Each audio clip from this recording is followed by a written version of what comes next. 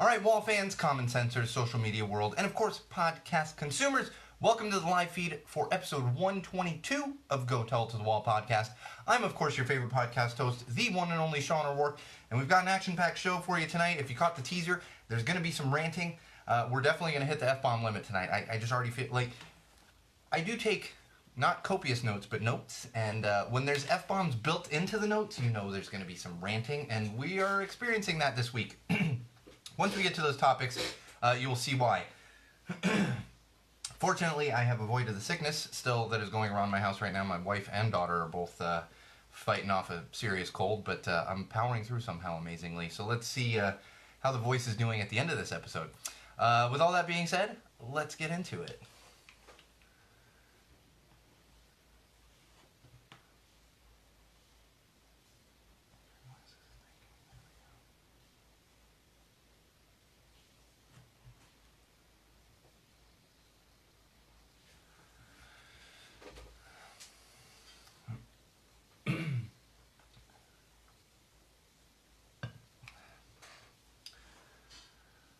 All right, wall fans, common sensors, podcast consumers, welcome to episode 122. That's right, 122 of Go Tell It to the Wall podcast. I'm, of course, your absolute favorite podcast host, the one and only Sean O'Rourke, and we've got a lot of stuff to get into tonight. I warned everyone on the live feed already that we're definitely going to have some ranting here, and we're definitely going to hit our F-bomb limit for this episode. I can guarantee you that.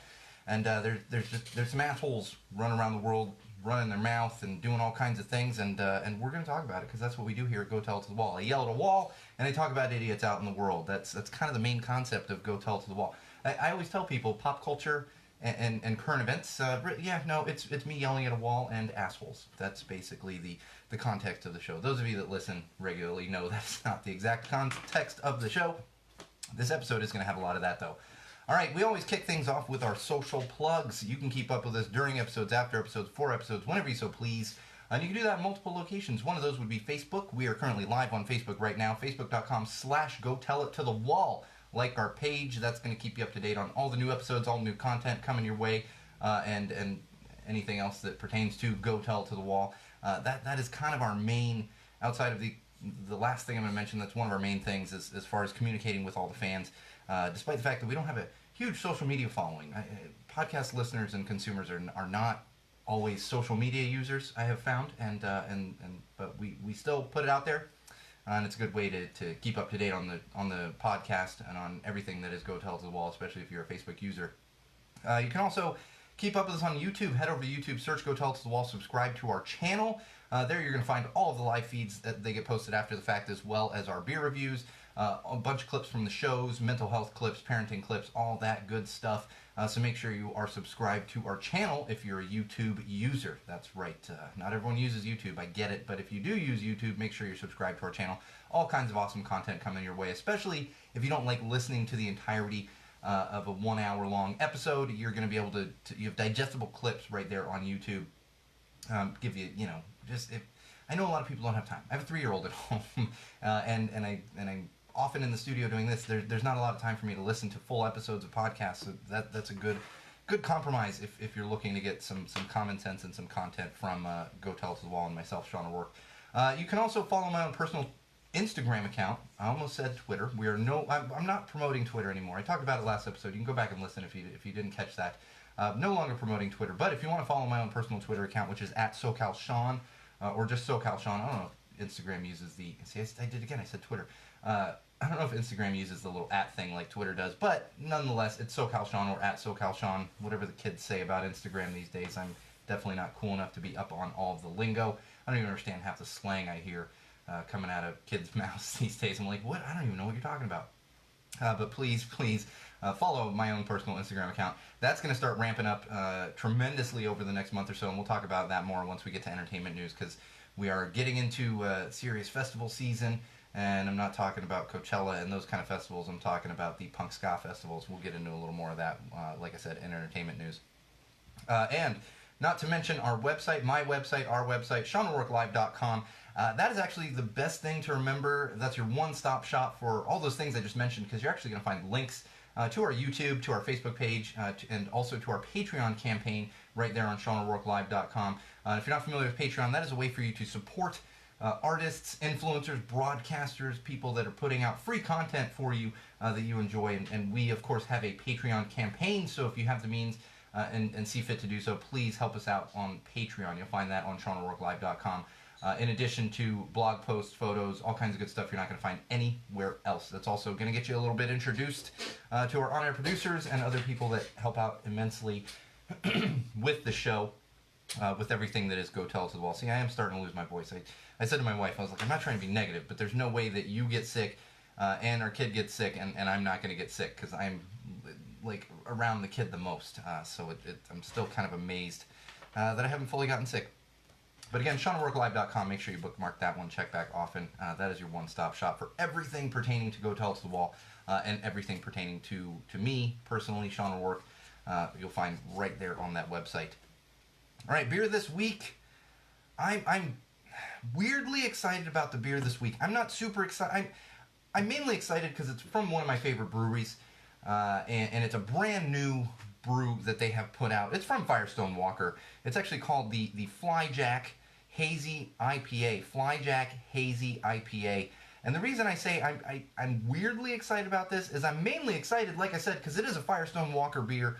I'm also excited because they put it right on the can. 96 calories. Yeah, it's almost like light beer status. I'm sure that Michelob Ultra or whatever is less calories, but 96 calories is pretty good, especially when you're considering a tasty microbrew like something out of Firestone Walker.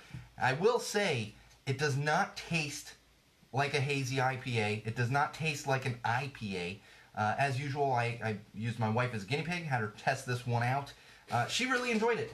In fact, I told her what it was beforehand, and I always say with IPA, take a little sip, because, I mean, sometimes she turns up her nose, it's just like, nope, that's nothing. She enjoyed this one. She referred to it as a fruity lager, or juicy lager. It's actually drinks closer to a lager than it does an IPA, and closer to a lager than even a session IPA, I'll tell you that. And I'm sure that's how they managed to get it down to 96 calories and like 5 carbs or something like that. And the other interesting thing, I have never, ever seen an IPA that has this, what I'm about to tell you, and that includes session IPAs. I've never seen a session IPA have this low of an alcohol content. It's actually a 4% alcohol by volume. 4%. That's basically, that is a lager. That's what you're going to find with a lot of lagers. I'm sure, I haven't had a Bud Light in many years, but I'm sure like a Bud Light or a Miller Light, they're probably sitting at about 4%. They're not real strong beers, maybe 3.5. So it's super drinkable. Super drinkable. In fact, some of my beer drinking friends, including my cousin Andrew out there in the Chicago area, would probably just chug these. Like, it's super drinkable. I love Firestone Walker. It is tasty. It is juicy. But it is closer to a Tecate with a little bit of fruit flavoring than it is to any microbrew you're going to find out there. And that's fine, because Firestone Walker does have plenty of other tasty beers. But just be aware of that when you're picking it up. I saw it in the store. I was like, oh my gosh, a brand new Firestone Walker. Tried it out, and yeah, it's good. But it's not an IPA. It's not a hazy IPA. And it's going to be around for a while, because Firestone Walker, just got some news from them recently in the past couple weeks. They're going to continue doing all these funky ones, like the Luponic Distortion, and some of the other ones that are limited releases. But they're really focusing on 3 to 4 of their main brews that you're going to be able to find like in all the stores. Even 10 years ago, you couldn't find 805 from Firestone Walker anywhere. You couldn't find 805 from Firestone Walker really like 6-7 years ago even, and they started distributing it outside of the Central Coast there, which that's the 805. Those of you not familiar with it, that's where they got the name of the beer, is the area code there for Central Coast.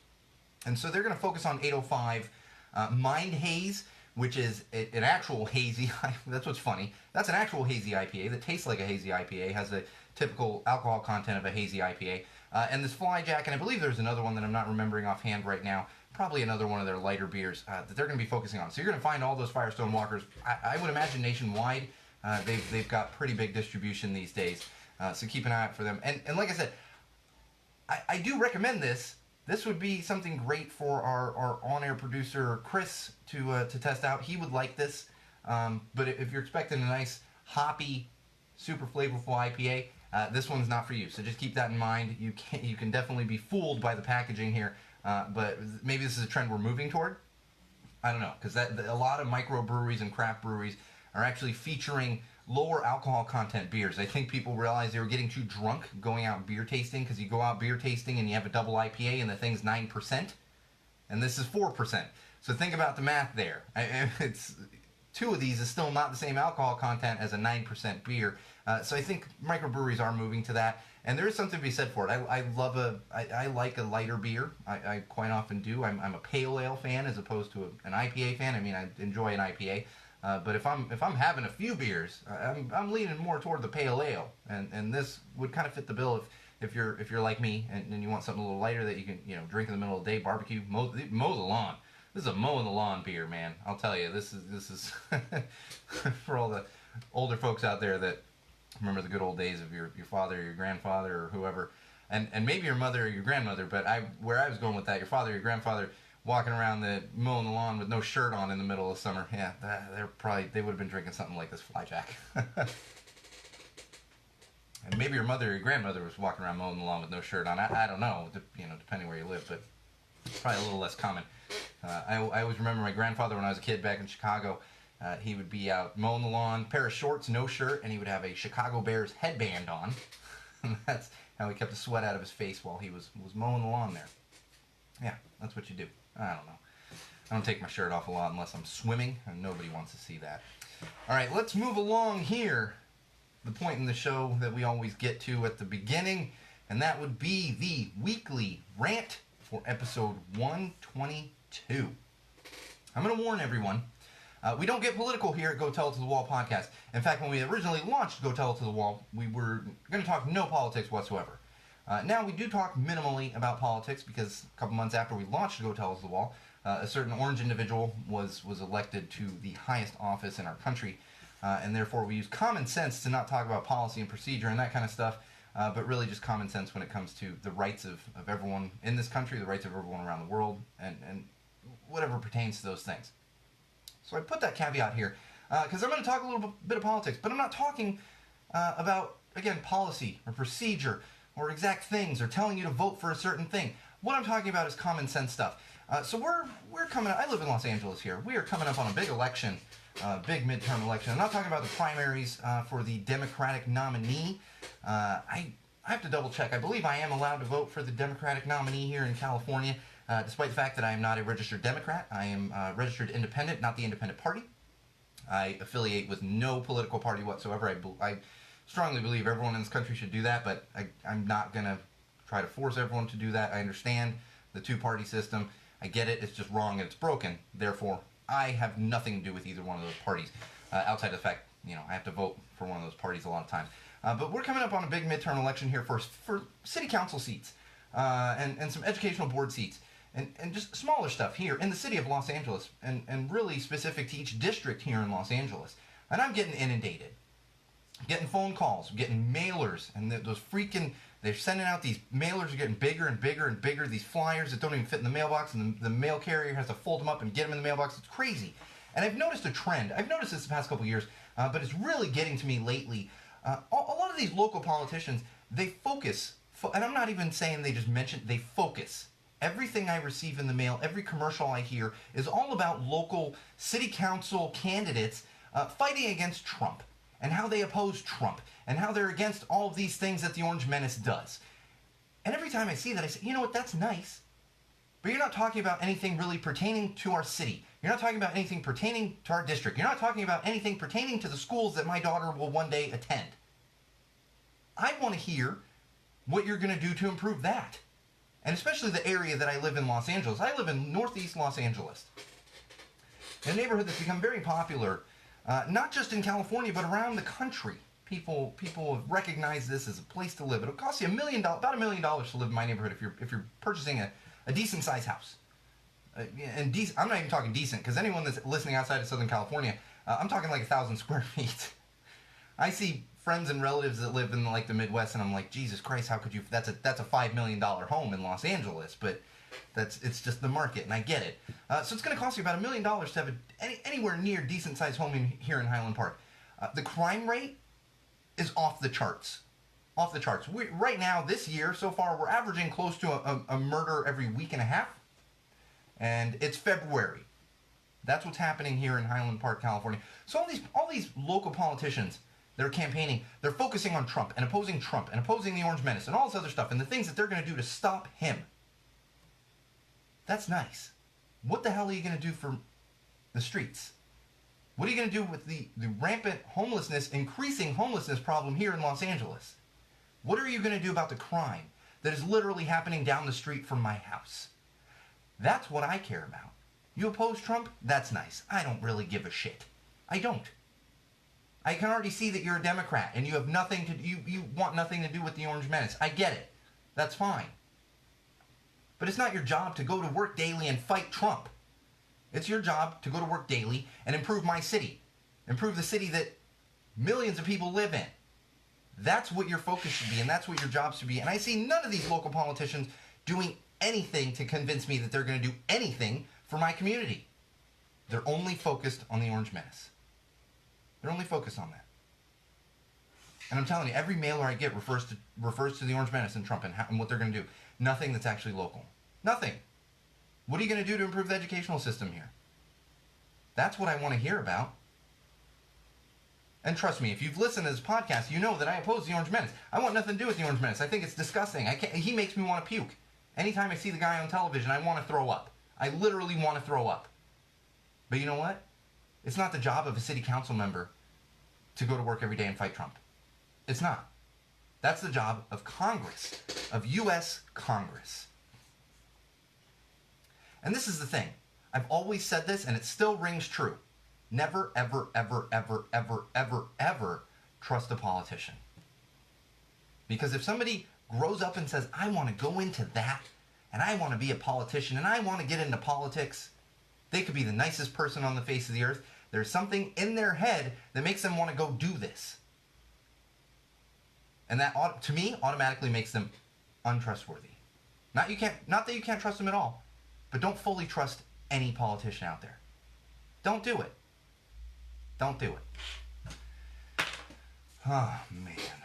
I'm telling you, I'm not convinced by any local people running for local office in Los Angeles that they're going to do a good job. They're doing nothing to convince me. And it's silly. They all use it as a stepping stone for a bigger run, whether it's Congress, a mayoral run, whatever it might be. Well, politicians out there, you do better, and we'll do better, and then we can all be in a better position. Because worry about your constituents. That's the bottom line. All right, let's move along to some trending on social. Oh, man. I think I am coming down a little cold. We'll see how next week goes. All right, trending on social. Got some funny hashtags here for you. I do want to get serious on a couple of these things, though. Hashtag quote a movie at a bad time. Hashtag quote a movie at a bad time. Now, this is, of course, people using movie quotes at the wrong time. And there was definitely one that featured Ding Dong the Witch is Dead, talking about your mother-in-law leaving your house. I will tell you, that is funny. But maybe let's just avoid using Ding Dong the Witch is Dead whenever talking about your relatives. It's just not a good time to do those things. But if you're interested, check that one out because people are definitely having fun with it. There are definitely a lot of die-hard quotes here. You know, the yippee-ki-yay. I'm going to save my F-bombs for when they come up organically here. So check that one out if you're interested. Again, hashtag quote a movie at a bad time. Next one, hashtag you will never hear me say. Hashtag you will never hear me say. And there it is. I lost my cursor here. This one, I'm going to warn you, because some of the churches got on this, and someone definitely said, hashtag you'll never hear me say, all paths lead to the same God, because that would be false. Yeah, so watch out for those. Nothing against religion, it's just, I look these things up to have fun. These are not the serious ones. And this one, really, it's just me. Hashtag you'll never hear me say, I feel so rested. I don't think I have felt rested since I was, like 14 maybe? Probably 14. The last time I felt rested was when I was jet lagged coming back from an exchange trip to the UK, and I slept for like 14, 15 hours straight. I think that's the last time I was rested. So hashtag you'll never hear me say, I feel so rested. I got so much sleep. Never happens. Never happens. My wife can confirm that for you. 100% confirm it. Hashtag after all these years, I still. Hashtag after all these years, I still. This one, of course, people are having fun with it. A lot of GIFs and memes out there. And I do appreciate this one from at SoCal Chemistry on Twitter. Hashtag after all these years, haven't seen Friends and still don't intend to. I'm not going to sit here and say you should watch Friends. I never watched it religiously. I am somewhat dumbfounded that somebody has completely avoided Friends, because that show is in syndication everywhere. And in fact, it was one of the big, either Netflix or Hulu, whoever had the rights to it, was one of the biggest shows on there because everyone would just binge watch Friends. And I'm not a huge Friends fan, like I said, but I'm amazed that you could avoid it simply because it's in syndication everywhere. I watched it like crazy in college. I'm trying to remember. Like, it used to be on at like 11 o'clock at night. Might even still be on at 11 o'clock at night, but just threw it on in the background. I feel like when I was going to film school, it was like, oh, Friends, here you go. All right. And, it's there. It's there. So I'm good on you for that. I will say, this is going to have a different meaning for people with OCD, because I also had that thought. Hashtag after all these years, I still deal with my mental illness on a regular basis. So if you want to take it serious, that can definitely have a different meaning for people with OCD, with mental illness, whatever it might be, especially if you've struggled with it throughout the majority of your life, like I have and like most people have out there in the world dealing with mental illness. All right, hashtag unusually priceless things. Hashtag unusually priceless things. There are obvious things. Children, stuff like that. I did like this one from at person au gratin. Okay. He must like potatoes. Sharing a childhood favorite book for the first time with your own child. Hashtag unusually priceless things. I do thoroughly enjoy this. I will tell you, I spend a few minutes with my 3-year-old in the studio every Thursday. Other times too, but she comes in every Thursday right as I'm finishing up prepping for the episode, and we sit and we listen to a couple songs. And today she stole my my Jim Henson, I Am Jim Henson book out of here, which she has read a few times, but it was given to me for Christmas a couple years ago, and I like to keep it on the shelf here. She stole it because she enjoys some Jim Henson as well. She does. She loves the Muppets. She's all about the Muppets. Pretty sure she thinks I'm a real life Muppet just because she doesn't take me very seriously on a daily basis. She's 3, so I'm not shocked by that. But I will say again, hashtag unusually priceless things. Sleep. For me, it's sleep. I don't get a lot of sleep. I just whether there's things going on stressing me out, whether my kids keep me up late, whether I'm busy working in the studio, or whether my mind's just turning, that OCD and OAD just start. I don't get a lot of sleep just on a regular basis, so that's priceless to me. And that's probably priceless to a lot of people out there, especially if you have kids at home. You understand my pain when it comes to actually getting a restful night's sleep. All right, I want to get serious here with the trending on social segment here, because this one is serious, and especially if you have kids. And I'm not talking 3-year-olds, but if you've got kids that are going to school, especially if they're kids, tweens, teens that might be active on social media, and maybe you're not aware of this trend that's going around. It's the Skull Breaker Challenge. That's right. You heard that right. It's the Skull Breaker Challenge, not the Jawbreaker Challenge. It's not kids eating jawbreakers. It's the skull, as in your skull, your head breaker challenge. What kids are doing, if you're not familiar with this, is kids are, and I'm not even understanding how it starts. I caught one of these like a week ago, and now it's really like just a video in a feed somewhere, probably Facebook, and basically 3 kids, 2 kids are on either side of another kid, or adults. I'm sure adults have done this because we're all fucking stupid. People are just stupid regardless of age. So I'm sure adults, but for the purpose of this, kids. 3 kids that stand there, 2 kids on either side of another kid, and the 2 kids are in on it. And basically they say, okay, we're all going to jump at the same time, and maybe pretending they're going to take a picture. It's like the High School Musical picture. Yes, I did work for Disney for a long time. The High School Musical jumping picture. And then the kids on the side actually kick the feet out from underneath the middle person. Whether they kick them from the back or the front, and a lot of it's been from the front, causing them to fall forward straight onto their face, their head, their skull. Well, doctors are actually coming out and warning about this. You think? They're warning about this because kids are getting hurt. Kids are ending up in the emergency room. And in fact, when I was doing a little bit of research on this, going through a couple articles, parents have posted photos, and it's not good, of kids in the hospital. Broken teeth, broken skulls, scars everywhere, fractured wrists. And it's insane to me.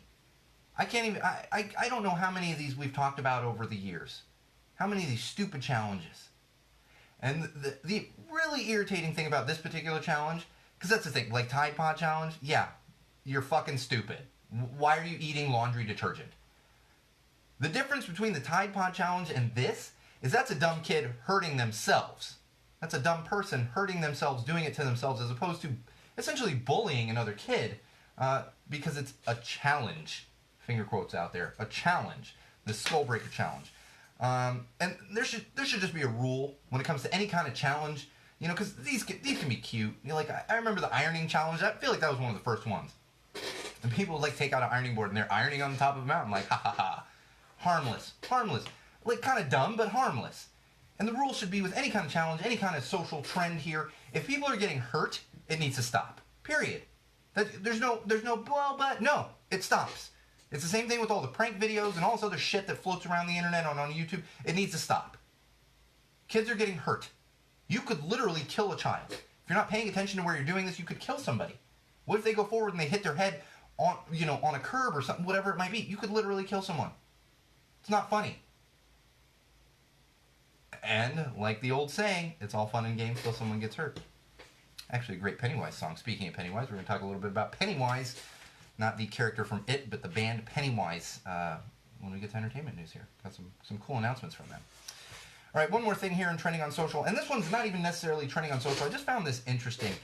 It was an article talking about the overuse of emojis. You know, the little characters, the smiley faces and stuff that you can pull up on your keyboard and use like crazy. The emojis, we all know what they are. Even if you don't use a lot of them, like I don't really use a lot of them. I mean, sometimes joke back and forth with my wife, like, ha ha ha, send some emojis or whatever. I don't really use it a lot. I was talking about the overuse of emojis, and particularly someone who had realized their friend's father had passed away. And they actually sent condolences via text message, which is nice. I get it. If it's a close friend, pick up the fucking phone. Okay? But if you're just going to send a text, that's fine. Send your condolences. People send cards. Very similar. I can give you that. However, maybe that's not the time to use emojis. And this person said, the last text they sent was like a sad face emoji. And as soon as they sent it, they said, why am I doing this? Why am I sending this emoji? Yes, it was a sad emoji. It's a sad time. But is it appropriate to send emojis at that time? No. No. And that's why I bring it up. I'm not saying don't use them. Just don't overuse them. I see some stuff pop up on social feeds and I'm like, I don't even understand what that is. Smiley face, heart, dog barking, person I'm like, what? Is someone smiling at a guy skateboarding while a dog barks and they're in love with the dog? I don't know. I don't know. I don't understand the emoji language, but that's it. That's a thing. Emojis. I don't use them a lot. Continue to use them. Just be smart about when you use them. Someone dies, you don't need to send a sad face emoji. Say, I'm really sorry, thinking of you. Sorry for your loss. You can just say that sucks. That's better than sending a weird emoji. Come on. We can all do better.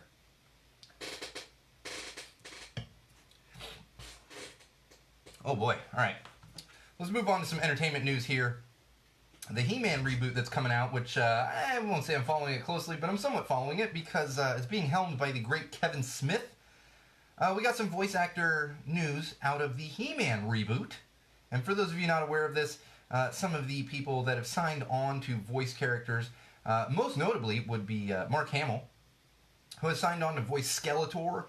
And if you're familiar with animated series and stuff, Mark Hamill has actually made quite a name for himself doing voice acting for animated stuff. He was the voice of Joker on like a bunch of animated Batman stuff. He's done a lot of stuff. So it seems fantastic for him to play Skeletor.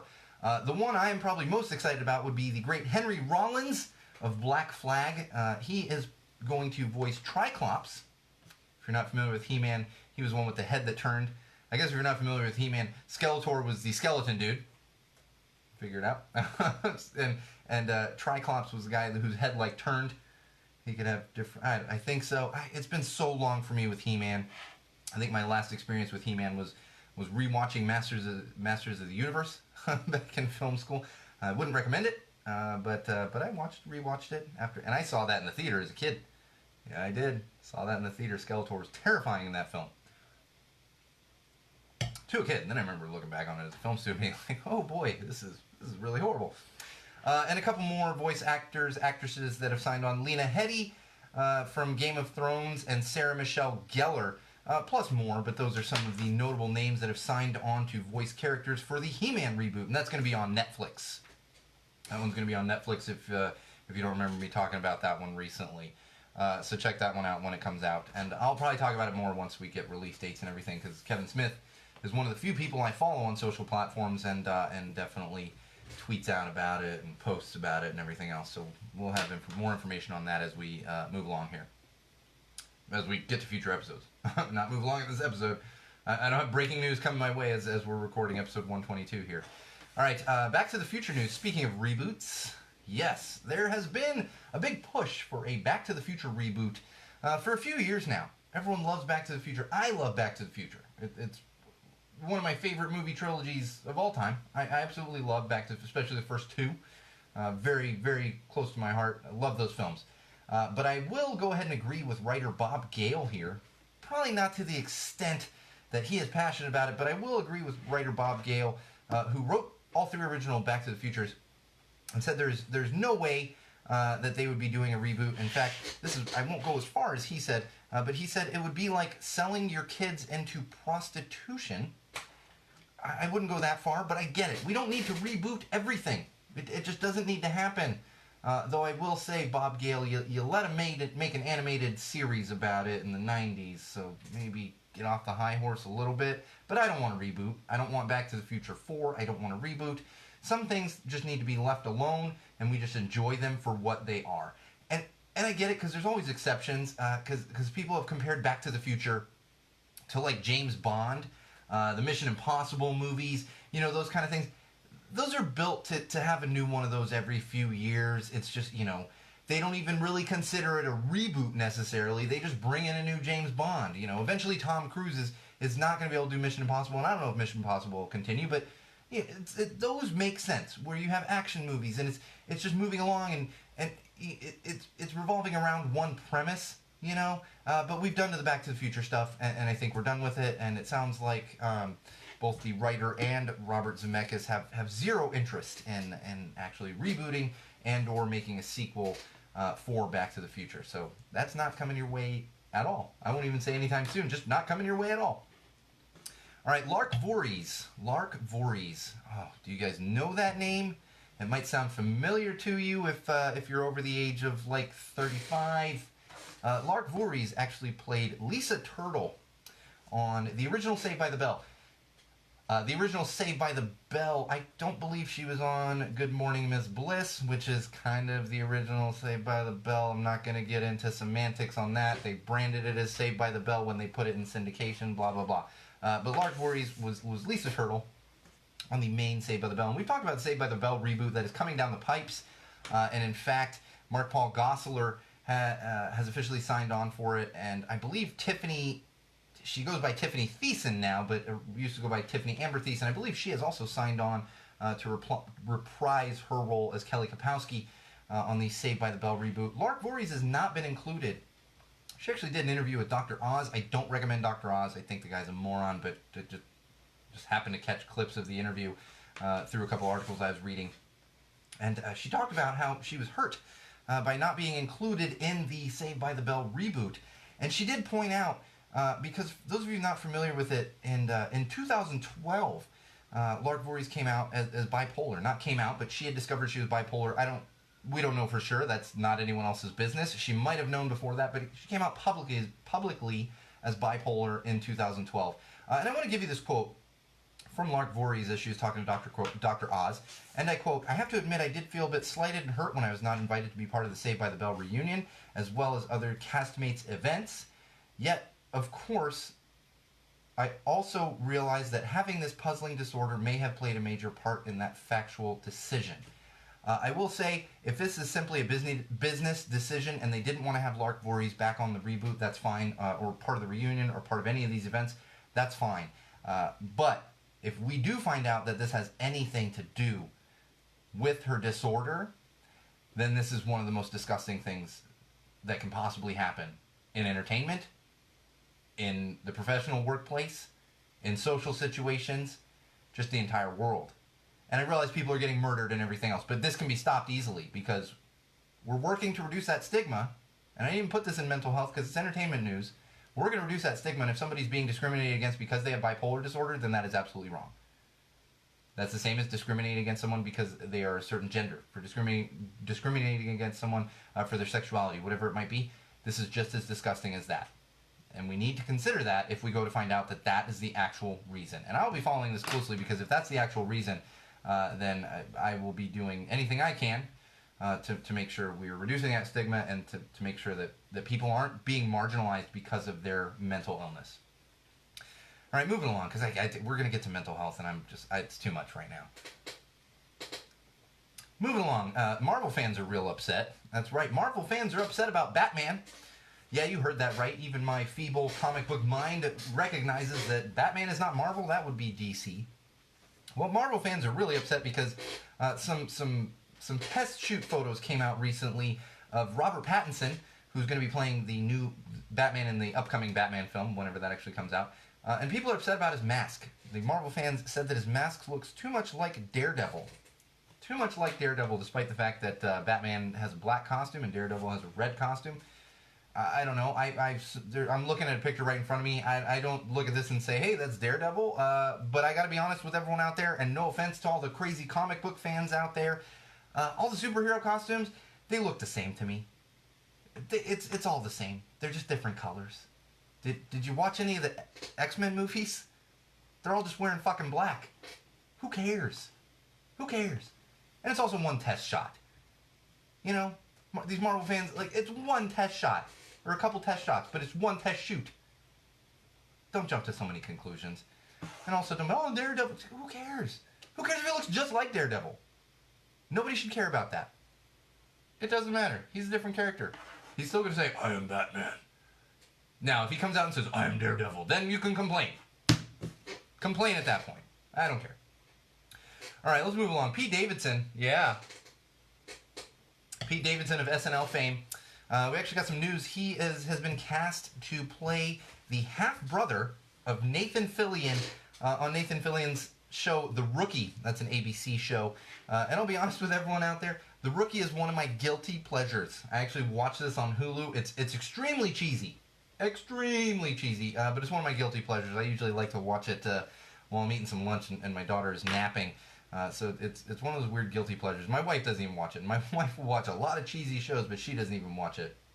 And this was interesting because I was like, well, they don't really look alike, but okay. And I'm a Pete Davidson fan to an extent. I think he's made some bad decisions, but at the same time, I do appreciate him being open about his mental illness. So automatically, he gets a leg up in my book. But the interesting thing about this is apparently they are both playing characters on the Suicide Squad sequel. So it sounds like they met on the set of Suicide Squad. So we'll see if they have some on-camera chemistry or kind of what's going on with that. But now Pete Davidson going to be appearing on The Rookie as a guest star, not as a regular, but as a guest star. So look forward to that. All right. The news that everyone's been waiting for, and I know people have because people were freaking out around Christmas, and we talked about it, the cheesiness of the toys that were coming out around then because Disney couldn't get them out in time.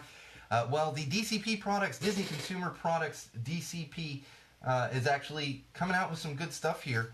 And we're getting word because, and for those of you not familiar, Toy Fair, and I'm looking at my mother who's actually on the live feed. When is Toy Fair, Ma? Toy Fair, it's like in a week, isn't it? My mother was at Toy Fair every year for many, many years when she was working wholesale marketing. But they unveiled this ahead of Toy Fair, and Toy Fair it's a big fair every year in New York. They unveil tons of new toys, and Disney and companies tend to unveil stuff leading up to Toy Fair. And one of the things Disney just unveiled recently, actually, I think it just happened today, is an animatronic Baby Yoda figure. That's right, an animatronic Baby Yoda figure. This thing actually, its eyes blink. It moves around. I'm actually looking at a little video of it here. It looks like its ears move and stuff, and it will also respond to audio cues. You knew this was coming. There was a Yoda Furby thing like years ago. I actually had it. Somebody gave it to me, and then I gave it to a coworker to give to his kids years ago, and I no longer have it. But it makes sense, and I'm sure those are going to fly off the shelves. So if you're a Baby Yoda fan, make sure you get one of those on pre-order, because I'm sure there's going to be pre-orders. It's going to be crazy, and they're going to sell out right away. So if you want one of them, make sure you're getting on that. All right, we got some music news. Boneless Thugs and Harmony. That's right, not Bone Thugs and Harmony. Boneless Thugs and Harmony. Apparently, Bone Thugs and Harmony have changed their name, albeit temporarily, to Boneless Thugs and Harmony. Yep, they have teamed up for a marketing campaign with Buffalo Wild Wings. Buffalo Wild Wings taking over the world, taking up that market share that Hooters used to have. Like, I don't even know. I enjoy Buffalo, but it's again, this is where it's all the same to me. Hooters, Buffalo Wild Wings, like any of these places, that's fine. Just bring me chicken wings, give me a beer. Oh, there's stuff on. Cool, we're good. Oh, Toy Fair's just ending. So they unveiled it probably ahead of their big unveil at the actual Toy Fair. But as I was saying, they have this marketing campaign with Buffalo Wild Wings, and they're going to have t-shirts. There's videos out there if you're interested in seeing them. Just, that's what I remember. I mean, before the 90s, but especially in the 90s, it was like, why are these bands selling out? You can't sell out. Don't even... And it was like, if a band signed with a major record label, you're a sellout. Flash forward to 2020, Bone Thugs and Harmony changes their name to Boneless Thugs and Harmony to peddle boneless chicken wings for Buffalo Wild Wings. And the best part about it, the t-shirts, videos, and all that stuff, you know what else they're going to have? They're going to have a fake gold chain with a piece of boneless chicken hanging on the end of it. I don't even know what that'll look like. Like, it'd be weird enough to have a chicken leg, but you're walking around with a gold chain and a chicken nugget hanging off of it? It's very strange. Very strange to me. I don't get it. But make your money, Bone Thugs. I'm like, that's fine. I'm sure that's what happened. They were like, damn, guys, we got to get some more rep. Someone call Buffalo Wild Wings. That's what happened there. All right, now moving along to better music. Rancid just announced a tour. That's right, the incomparable Rancid just announced a tour yesterday. They're going to be touring with Dropkick Murphys. This is actually the Boston to Berkeley tour part 2. They did this a few years ago. It was the Boston to Berkeley tour. Dropkick Murphys are from Boston. Rancid is from Oakland, but Berkeley probably fit better with Boston. I don't know. They have announced a bunch of tour dates for May. No California dates just yet, but we did get confirmation from Brandon Stenekart, who is the drummer for Rancid, that we are looking for part 2 to be coming down the pipes here. So probably looking at some California dates there in June. And anything in the Southern California area, I will be there because it is Rancid, it is Dropkick Murphys, and I will be there. So more news on that coming as we get some more tour dates. But if you're outside of California, tour dates have been announced, so go check them out. And I believe tickets go on sale on Friday the 21st, which would be tomorrow or today if you're just listening to the audio after it's been posted. Speaking of awesome punk ska shows, there is a new festival announced. Brand new festival, and I'm really excited about this one because we talked about the company folding. Gosh, it folded like a year ago. Maybe like 6 months ago. That was putting on a lot of those Huntington Beach festivals that I enjoyed going to. They folded up, and we have definitely had a lack of music festivals here in Southern California. Day festivals. I'm not talking about this Coachella and like whatever that country thing is that they do out in Coachella, in India rather. Because I know those are always there, but I'm talking about these 1 day or 2 day punk festivals where you go and you skank out and you're in the pit and you're getting sweaty and unfortunately you're on the sand. Old man like me can't do the sand as well. Those are the things I'm talking about. We've had a big hole there. Fortunately, Punk in the Park is going to fill that at least a little bit. K-Rock is associated with this one, and headlining the Punk in the Park Festival will be Pennywise. That's going to happen down there in Orange County, so if you're interested in that. Also some other great bands playing in that festival, and that notably Bouncing Souls. I have not seen the Bouncing Souls play live probably since 2003. I believe 2003 was the last time I saw them. And the Vandals, there's a bunch of great bands on there. So if you're interested, you're in the Orange County area, check it out. I will be there. I've already got my ticket. My sister Laura's already got her ticket. We'll both be out there. So just look for the tall, obnoxious guy with a beard and a patched up jacket, or the super orange-haired chick walking around with the tall guy being loud now. That would be us. And I'm sure we'll talk about that more leading up to the event, because that's happening at the end of March. At the end of March, I gotta get through all these record release things for the Bomb Pops, and then I can start focusing on. Oh, thank you. Stagecoach is that thing out in Indio, the country festival that happens literally the weekend after Coachella. But like I was saying, I got to get through these Bomb Pops record release parties, and then I can start thinking about Punk in the Park. And then I'm going to move along to thinking about Punk Rock Bowling, because I have officially confirmed, again with my sister Laura, that we're heading out to Vegas at the end of May to hit up some Punk Rock Bowling, so check it out. And we've got a bunch of friends heading out there. A bunch of great bands will be out there. The Bomb Pops will be playing on Fremont Street. I know the Pawns are playing. There's a bunch of great bands. Barstool Preachers are playing. So I'll be out there. That's going to be the place to be at the end of May if you're a punk ska fan. More info on that coming, of course. All right, moving along to parenting. We're not out of time, but we are running short on time here, so I want to try to get through some of these things. This one I just found so amusing. There's a teacher, an elementary school teacher, a third grade teacher, who posted about this occurrence in her classroom, and I thought it was so funny. So she has a daily routine. She goes to a Keurig machine in her classroom to have coffee. And next to that Keurig machine is a glass bottle of like a simple syrup, and it is a vanilla sweetener for her coffee. Well, apparently her students for months thought that she was going and putting booze into her coffee.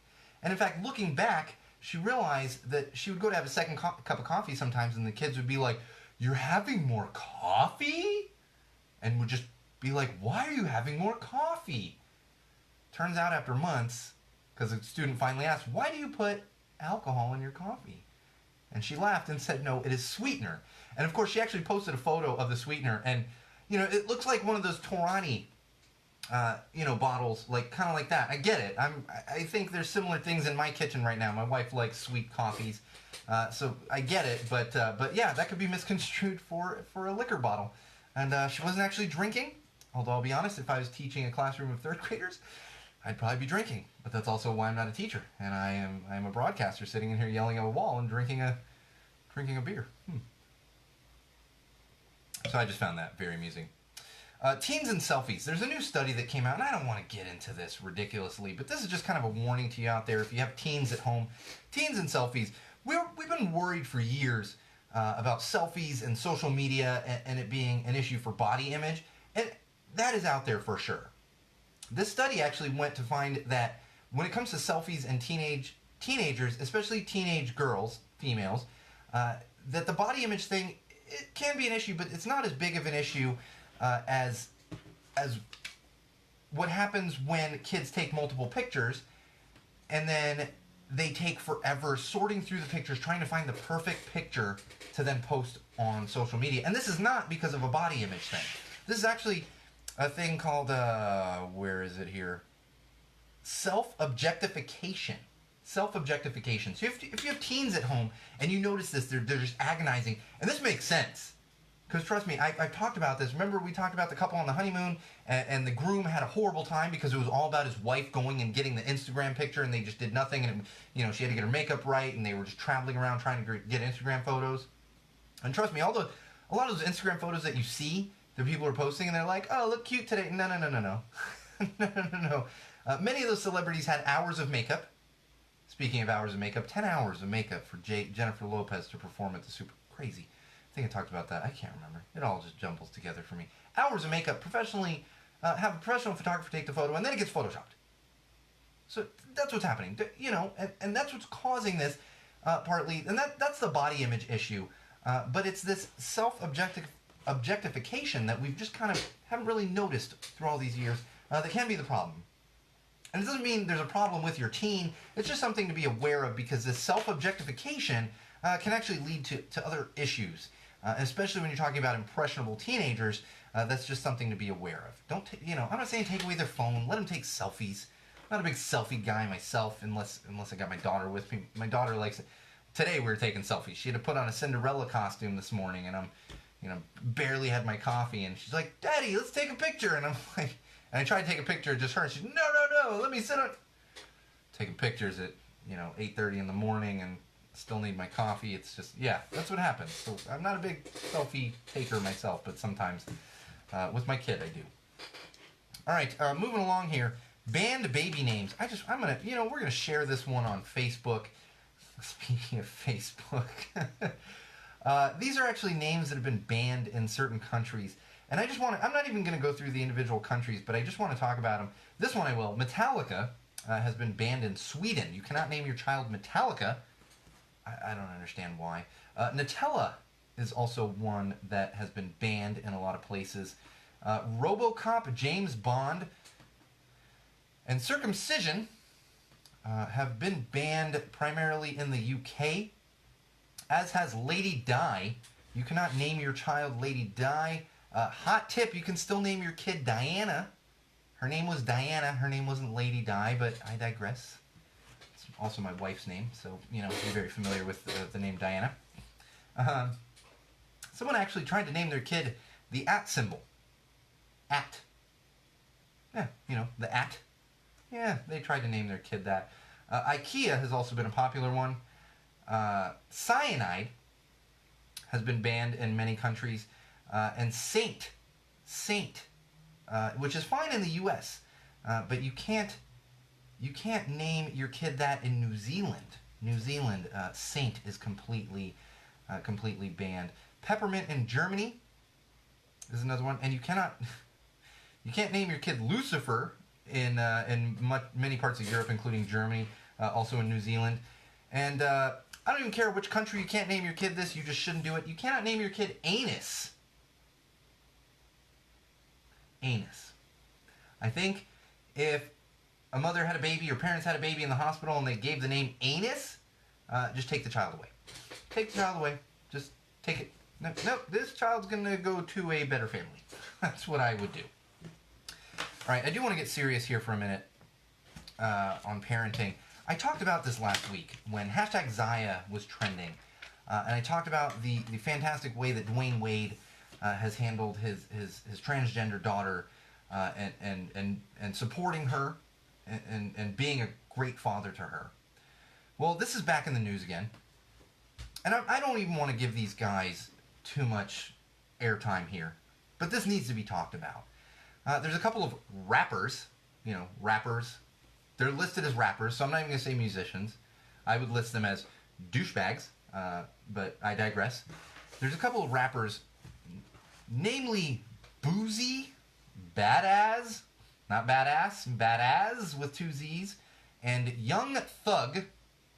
Boozy, Badass, and Young Thug have both been tweeting and posting at both Zaya and Dwayne Wade. Misgendering Zaya, first of all, but also going on tirades about how it's wrong what Dwayne Wade is doing and what Zaya is doing. And I will tell you, if there's a worse of these two, Boozy Badass and Young Thug, yeah, I can't. Boozy, maybe it's Boosie. I hope it's Boosie. So he puts the S in the Boozy and the Z's in the Badass. I don't get it. Boosie actually took to social media to discuss Zaya's genitalia. I can't remember Zaya's exact age. I said it last week. 12 or 13. She's 12 or 13, I believe. That is a minor. That is a child. And you're talking about her genitalia. There's no excuse for this. There's no excuse for this. And in this cancel culture that we live in, this cancel culture, these two fucking douchebags need to be canceled immediately. They shouldn't be allowed on social media. They shouldn't be allowed to make money. And they should probably just go sit on a fucking island somewhere and think about how fucking stupid they are. Because it's disgusting. Absolutely disgusting. You're attacking a minor. You're attacking a minor because you're insecure with your sexuality. I guarantee that's most likely what's happening here. And most importantly here, Zaya, listen to whatever music you want. But come on over to the punk ska scene, where we embrace everybody. including the LGBTQ community. The only people we hate in the ska punk community are Nazis. Come on over here. We'll show you some support, Zaya. Because we are welcoming. And I'm not saying the entire rapper community isn't, the entire hip-hop community isn't. These two sons of bitches, yeah. Cancel them. Get them out of here. Disgusting. You know what, we're going to talk. I'm going to save this. Wasn't even really in parenting either. All right, we're going to move along to mental health here. I'll tell you, I said it in the teaser, and I think I said it at the top of the show. I don't take copious notes. I outline a few things. It literally says, these two fuckhead douchebags. I read that, and I'm sure I turned red. I'm sure I turned red when I was reading it, because I was so disgusted. I was so disgusted that we let people, and I guarantee these two sons of bitches, they have some kind of support out there, some kind of fans that are like, yeah, yeah. Get over yourselves. Go see a psychologist. Because if you're attacking children for their sexuality and talking about their genitalia, you need to see a psychologist. You really should be in jail. But at the very least, see a psychologist. All right, moving along to mental health. Speaking of psychologists, I want to get into a couple. Actually, you know, I'm going to save this because we are. I'm going to save this. We're going to use that next week, so we're going to use all this because we are running short on time. Jake Paul, and you're like, why is he in mental health, in the mental health segment? Jake Paul. Let me just say, we've talked about Jake Paul before, and how he is possibly an even worse human being than Boosie and Young Thug here. He's back in the news. He actually came out and decided to tweet about anxiety, talking about his own anxiety. And he said, Sean, what do you mean? Reducing the stigma, right? People with the platform talking about mental illness, right? No. Not someone like Jake Paul.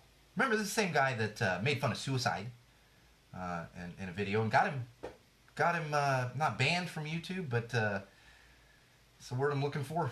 You know, banned for a while.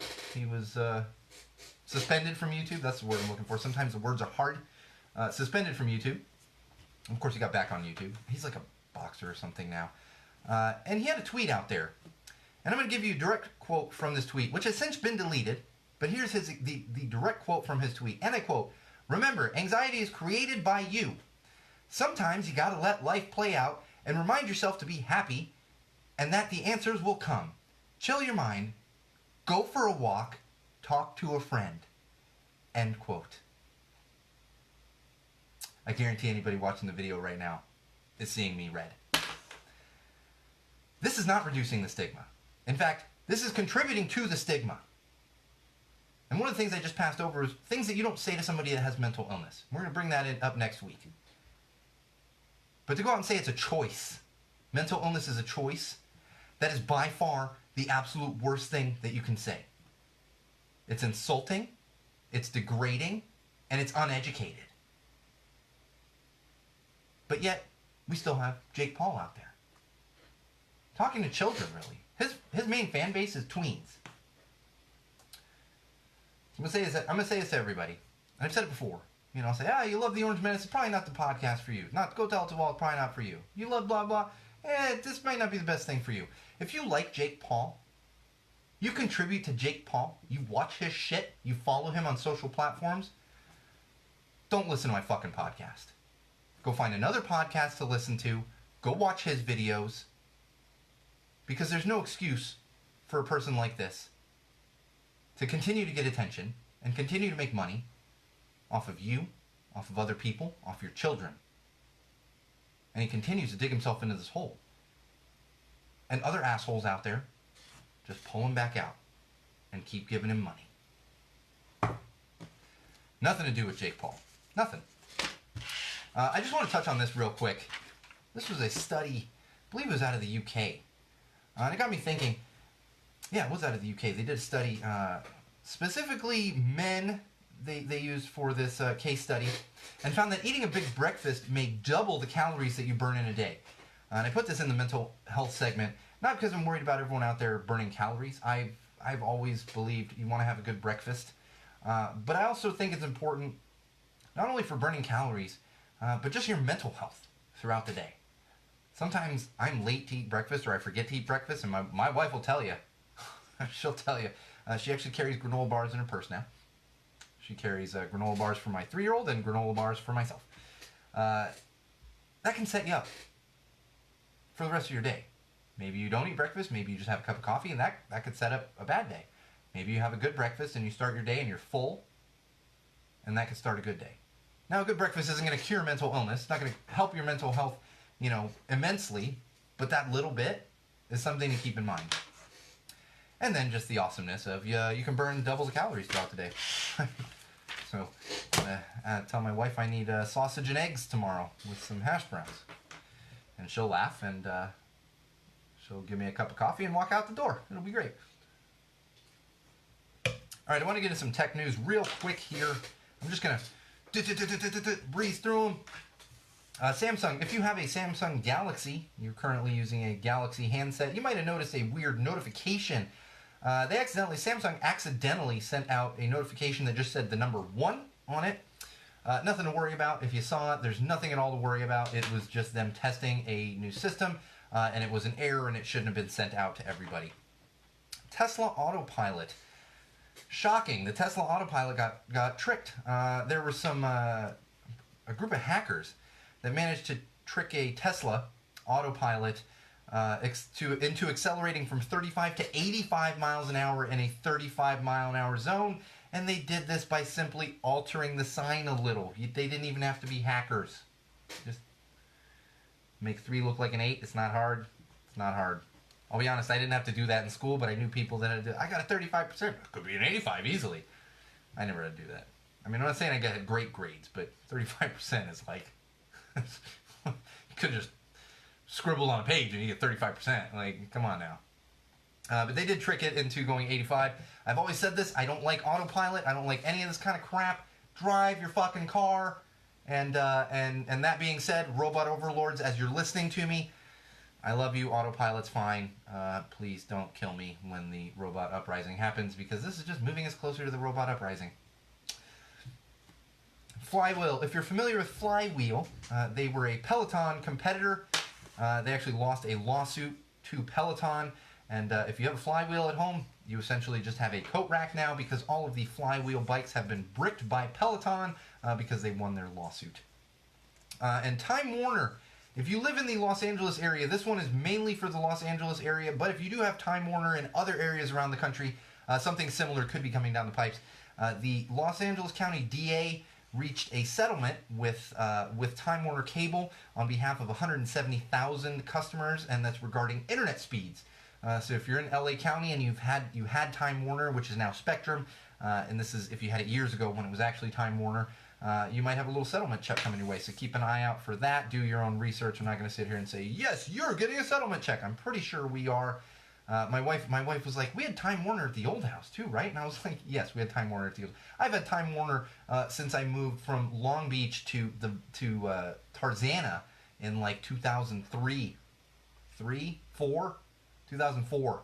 I've had Time Warner since then. And now Spectrum, but it's because Spectrum bought Time Warner. So I know there's some coming our way. And one more interesting thing that I will give to all of you. Warner Media's new streaming service, HBO Max, is coming to YouTube TV, along with HBO and Cinemax. So you're going to be able to subscribe to it's not free. You're going to be able to subscribe to those through YouTube TV if you are interested in getting HBO Max, or HBO or Cinemax. HBO Max is essentially their streaming site, so it's going to have all the Warner Media stuff on there. HBO is just going to have the HBO content on there. So if that's something you're interested, check it out. I cannot keep doing this a la carte stuff. I am done. I got Disney Plus. I got Netflix. I got Hulu. I'm out. I'm not doing any more of it. It's too much. By the time, that's the thing. I've said this to so many people. By the time you get, 5, 6, 7 of these services, you may as well just have cable and a DVR. Same freaking price. So come on. I'm not doing it. All right. I'm definitely starting to lose my voice. It's been one of those weeks and one of those nights, and I'm just starting to lose it. So hopefully it stays. Although I got to be honest, if I'm gonna get sick, let's get sick next week, because we've got a crazy March and April and May coming up as far as shows and other good stuff coming down the pipes. New content coming up on YouTube over the next few days, so make sure you're checking back there, and you should be getting notifications if you're subscribed anyway. But look forward to that. New content, new beer reviews, some new clips going up there as well. Don't forget to follow us on Facebook, facebook.com/GoTellItToTheWall.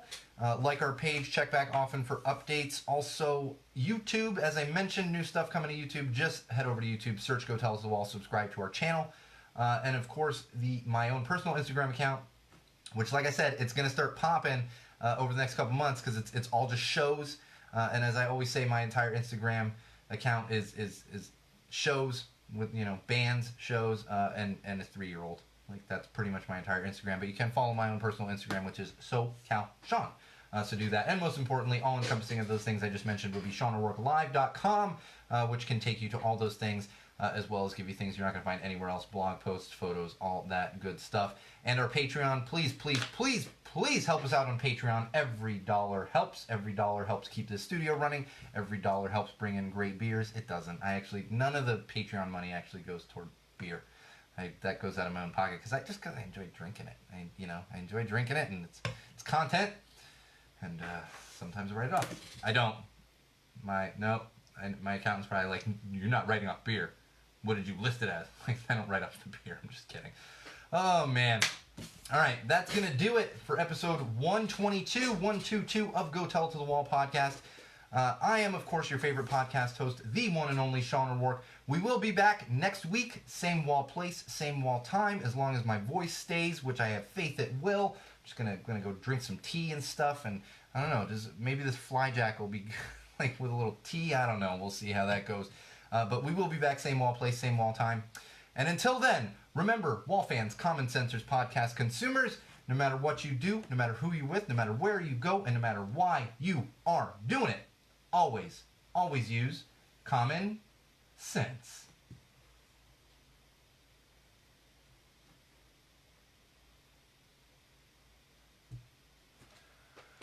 All right, thanks everyone for joining. Hi, Mom. Thanks for the info on Stagecoach, because I was blanking on that.